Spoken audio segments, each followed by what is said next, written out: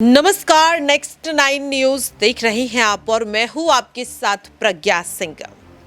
Congress party की भारत जोड़ो न्याय यात्रा जिसकी शुरुआत 14 जनवरी से मणिपुर में होती है। 14 जनवरी की तारीख से इस यात्रा की शुरुआत होती है और आज इस यात्रा का समापन मुंबई में होने जा रहा है, जिसे लेकर एक महा आयोजन भी किया जा रहा है। कांग्रेस की तैयारी लगातार जारी है। इस रैली की शुरुआत से पहले कांग्रेस कई बड़े दावे करती हुई नजर आ रही थी।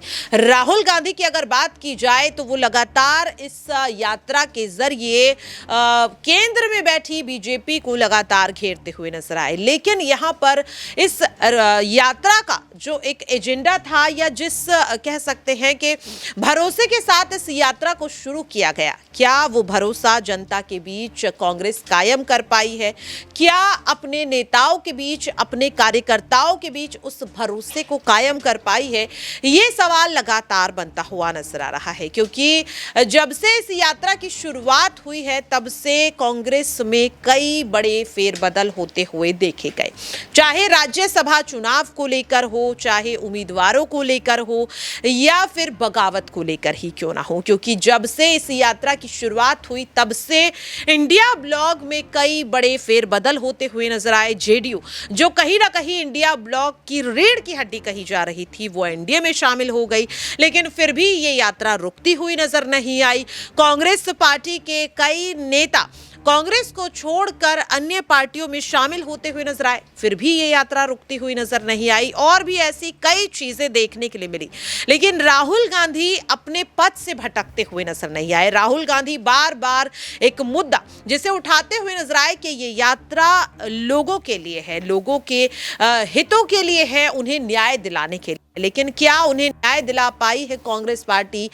ये सवाल अब पूछा जाएगा, क्योंकि आम चुनावों की तारीखों का ऐलान हो चुका है और ऐसे में कांग्रेस जो तमाम दावे इस यात्रा के दौरान करती हुई नजर आ रही थी, चाहे चुनावों को लेकर हो, चाहे जनता को लेकर हो, भ्रष्टाचार को लेकर हो, रोजगार को लेकर हो या फिर किसी भी मुद्दे को लेकर हो, क्या उन मुद्दों से भटकती हुई कांग्रेस नजर आई? ये सवाल भी अब बनता हुआ नजर आ रहा है, क्योंकि आचार संहिता लागू होने के बाद अब कहीं ना कहीं राहुल गांधी को जनता के बीच अपने मुद्दों को लेकर जाना होगा। यात्रा करना एक अलग चीज है और कहीं ना कहीं जनता के बीच चुनावों को लेकर, अपने मुद्दों को लेकर जाना एक अलग चीज है।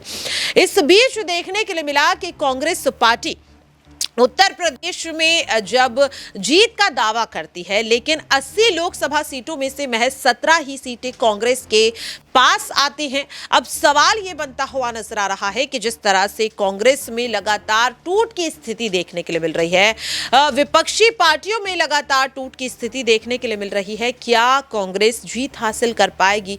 जिस तरह से लगातार बीजेपी को चुनौती देते हुए न केवल राहुल गांधी बल्कि सभी विपक्षी पार्टियां देती हुई नजर आ रही हैं, ऐसे में आखिरकार क्या वो दावे सच साबित होते हुए नजर आएंगे? इस बीच आपको बता दें कि आज महाराष्ट्र में महा रैली होने वाली है और पहली बार देखने के लिए मिलेगा कि इस रैली में सोनिया गांधी भी नजर आएंगी। सोनिया गांधी जो फिलहाल चुनाव लड़ने से इनकार कर चुकी हैं, लेकिन जिस तरह से लगातार देखने के लिए मिल रहा है कि कांग्रेस धीरे धीरे अपने अस्तित्व को खोती हुई नजर आ रही है, ऐसे में इस यात्रा में पहली या यूं कहें कि अंतिम बार, पहली और आखिरी बार ही सोनिया गांधी भाग लेती हुई नजर आएंगी। सवाल लगातार ये बनता हुआ नजर आ रहा है कि आखिरकार वो क्या मुद्दे होंगे जिसे लेकर सोनिया गांधी बात करती हुई जनता के बीच नजर आई, क्योंकि हमेशा देखा जाता है कि जब कांग्रेस कमजोर होती हुई नजर आती है तो उसे संभालने के लिए कहीं ना कहीं सोनिया गांधी सामने आती हुई नजर आती है। तो क्या आज वाकई में जनता के बीच कोई ऐसा संदेश यहां पर सोनिया गांधी देती हुई नजर आ सकते हैं जिसके बाद